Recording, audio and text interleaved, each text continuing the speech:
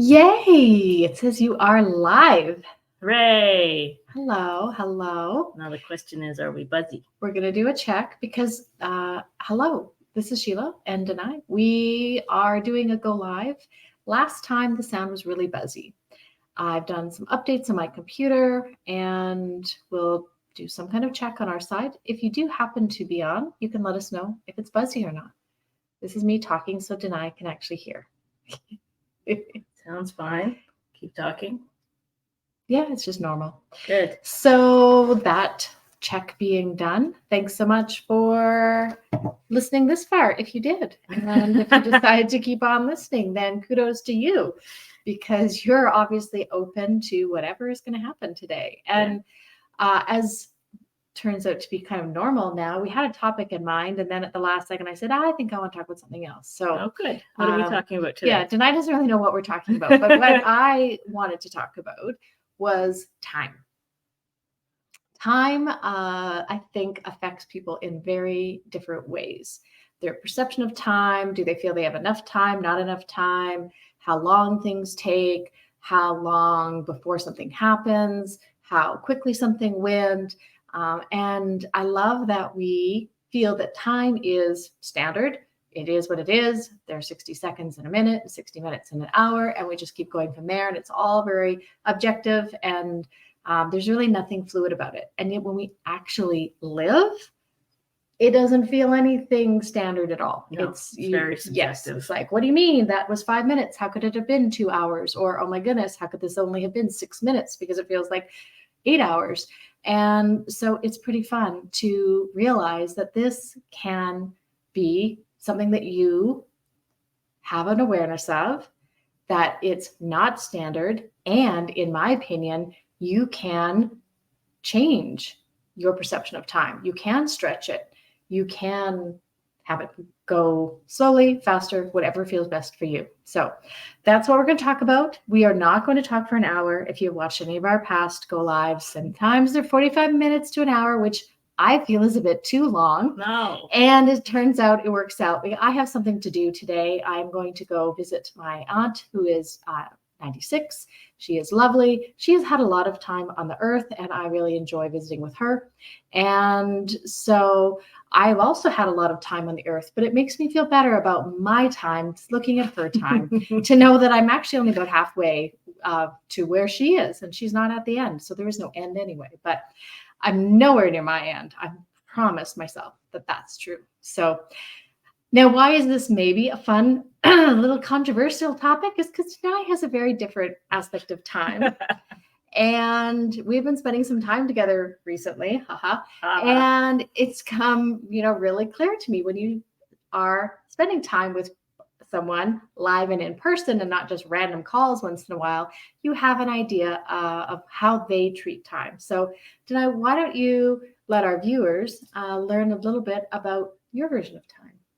Well, time is, like you said, something that's an objective measurement of something, but we have a misconstrued perception of it. It's very subjective. And depending on where I am and who I'm with, time can be very flexible. I look at time with people I enjoy spending time with as non-existent. I don't pay attention to it. I don't care about it because I'm being present. I'm having fun. You hear from the tone of her voice how judgy she is about that. It's like, well, at least I'm present. I didn't say that. Yeah, you did. No. Stop doing your energy read here. Yeah. No, time is something that I'm very focused on when I'm by myself because I'm attentive to what, how long something takes or when I'm going to do something next. But like I said, if I'm with somebody that I enjoy spending time with, then I'm not attentive to time. Mm-hmm. I think that's great. I think that's important. And then it seems like if people who are, not focused on time and other people are focused on time, then it creates this sort of dynamic that says, one person's very focused on time and the other person doesn't give two shits about time. Some words like obsessed have been used, although then there was denial. Obsessed was never Fixated. the word. Fixated possibly was the word. And I do think it's funny because I don't have an awareness that I'm always looking at time. And yet I think I have possibly old habits of, for instance, wanting to be on time for things like appointments, or if someone is coming to pick me up, I want to make sure that I'm not inconveniencing them, that I am there early, or at the very least, when they arrive, and to have them wait perhaps 10 minutes extra feels like not good. That's important. I like to be on time for people because it shows a level of respect. Yeah. There are certain things that intervene, and my estimation of time isn't necessarily accurate, but you know what? No one on the planet is like perfect at estimating time. There's conversations that we've had where she's like, it's been an hour and a half. I'm like, it's been half an hour. And then how do we detect whether or not it's actually been that amount of time? I'm like, well, I got this message at the time of the beginning time of our conversation. And that informed me that I was correct. It was half hour. It's true. But in my perception, it had been an hour and a half. So how much fun to know that actually could have been true for me. But when we look at the empirical objective time measurement, it was different, which again brings us back to the idea that we can really have fun with this idea of time. Mm-hmm. And I do believe that because it is used as a standard in our society, that yes, we have so many cultural beliefs about time, and it is perceived as, it's respectful to be on time for someone, or disrespectful if you make them wait. And isn't it fun to realize that those are actually just habits? Those are social norms that we have chosen to accept. And some people haven't. And those people who have get really annoyed by those people who haven't accepted those. And when you travel to other countries, there can be very different perceptions of time as well. And it can be a shock for people when they think, oh, well, I need dinner right now, or I need my car fixed right now. And people say, oh, come back later. It's siesta now, or maybe tomorrow, or maybe next week. And that feels like a very strong reaction is generated because it feels so wrong. But in that culture, that's the pace that they're moving at. And they find that soothing. They find that a better, well, I'm putting a judgment on it that I think they find it better. Maybe they don't judge better or worse. It's just what it is there. So it's, I think, fascinating that it feels like it's so scientific and objective. And I think it's actually the foundation for a lot of emotion. So in a sense, you're talking about the power that time has over us, because it does have power. We give it power, in other words, because the amount of control that we give something like time can have a drastic impact or minimal, depending on how much power you give it, on our experiences, on our day-to-day lives, how satisfied we are. Because if we expect, and expectations play a role in this, if we expect something to take a certain amount of time or take less time and it ends up being different than what we expect, that creates some challenges, that creates some conflict because your expectations are not being met. But see, and I actually flipped it the other way. I heard it completely opposite when you said it. I was thinking like that would be something to celebrate. Like, oh, I thought this was going to take a lot longer, and it didn't take a long time. If it's something like a task, right? Like we helped your daughter with her school prep for her classroom stuff, and you guys made an estimate of how long it would take me to do a particular task. And I said, no, it's not going to take that long. I really enjoyed the task. And it was somewhere in between. Yeah. And that still felt satisfying. But say you expect to spend a certain amount of time with somebody or doing something, and then that then is met with a different sort of result or outcome, then that creates conflict within the person, right? But is it to somebody's particular downfall or increasing challenges or creating this energy of feeling like you've been, I don't want to say transgressed. It's not the right word. I was going to say the word robbed. Robbed.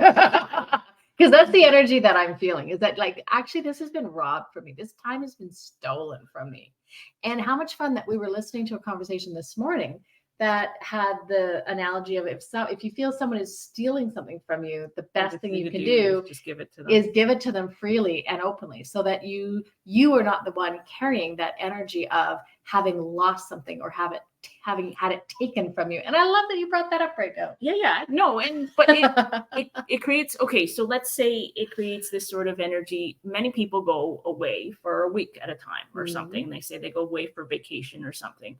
And when they're away, they may feel more of an impact or effect of time because of their quote unquote limited time in this particular place, this realm. Maybe they went to a hot tropical island or something, and they're like, they want to stretch time, but they know well, in fact, that they're there for 7 days and that those 7 days will go by. And there are people who create these sort of phrases that say like, oh, this will go fast. This will go fast. And there are other people who will say, why would you say that when you could just say time will go as time goes, and creating that thing.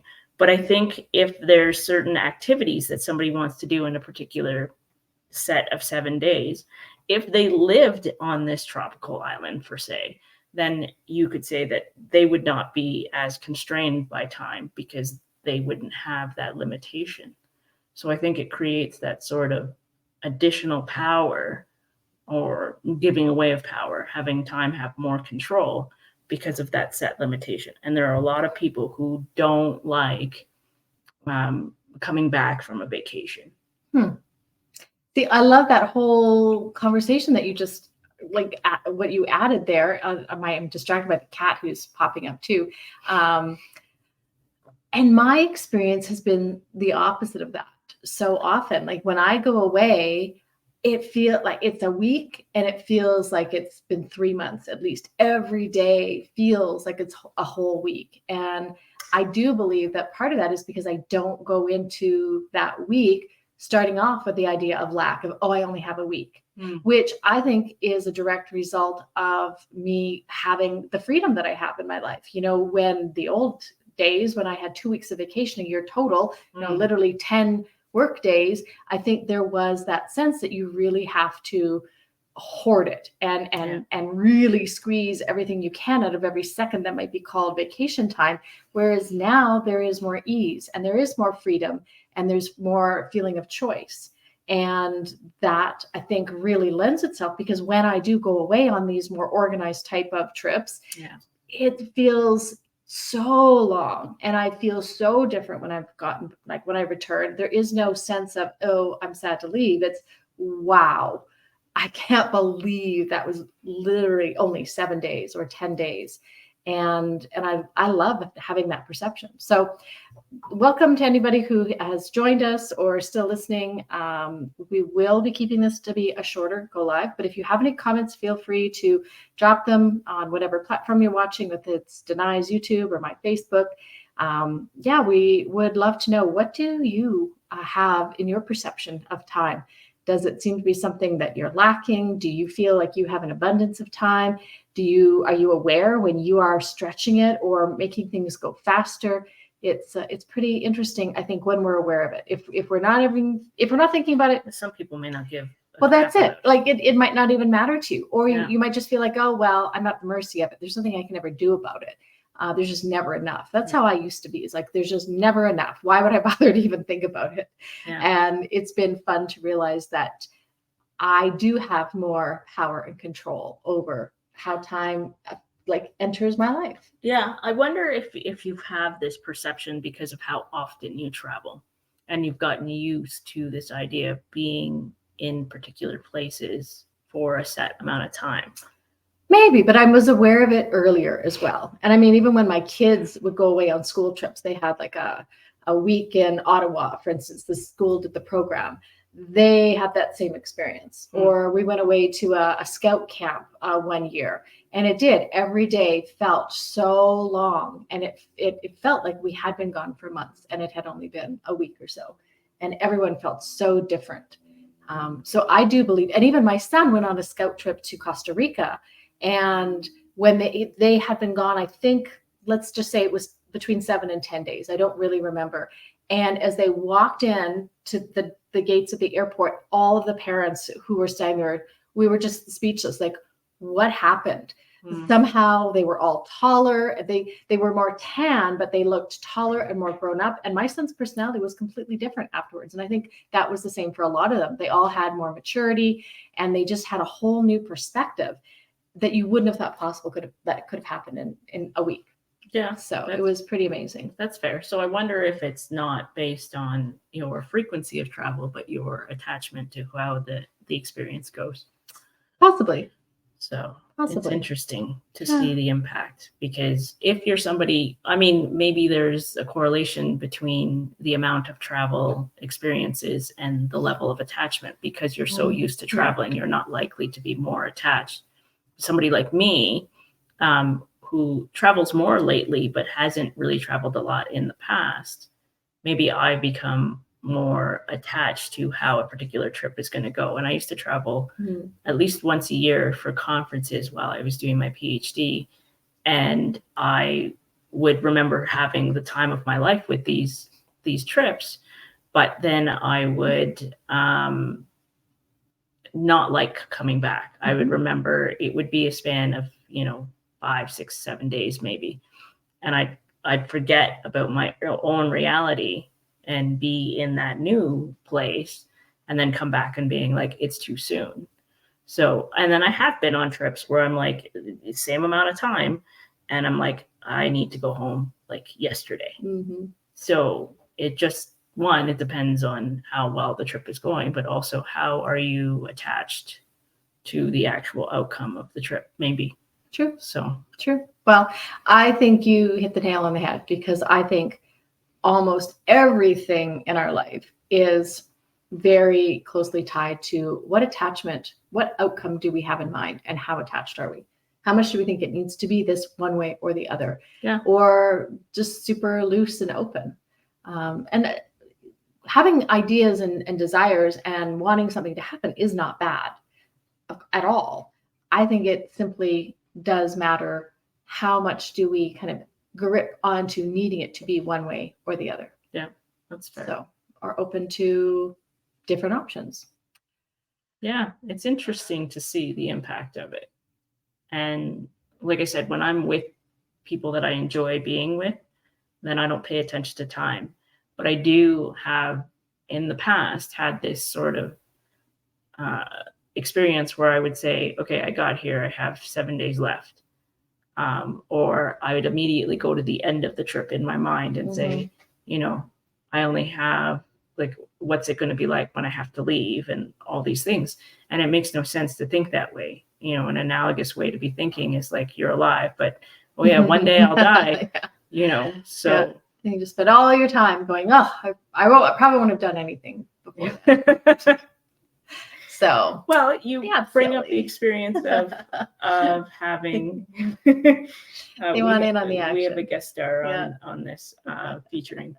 I feel like there's, watched, or maybe like something you feel like you're being watched.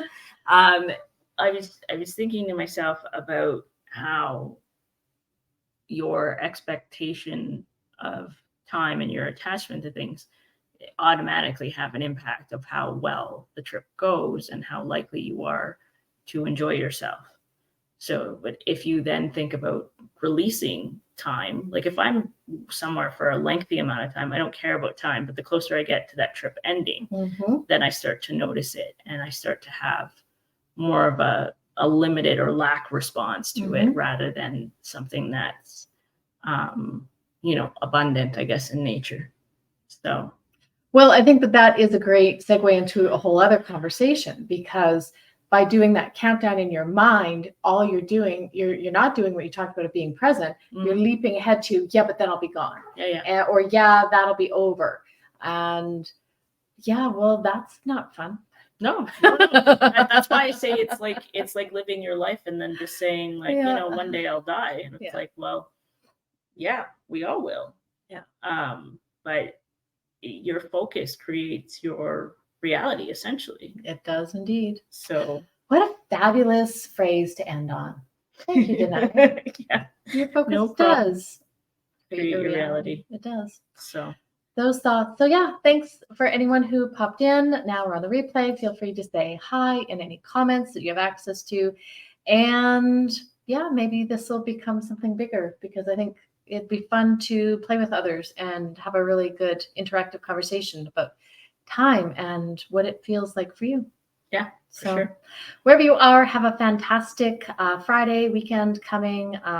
Happy September for everybody who is out there enjoying some fall, or maybe kids going back to school. I love this time of year. So wherever you are, hope you are enjoying it too. And we will see you next time, talking about who knows what. Yeah. So Enjoy your time. Yes. And now, as we are ending, is when we have our, there's a little face for you. our little feline friend coming into play. Yeah, awesome. Okay. Take cheers. care. Bye.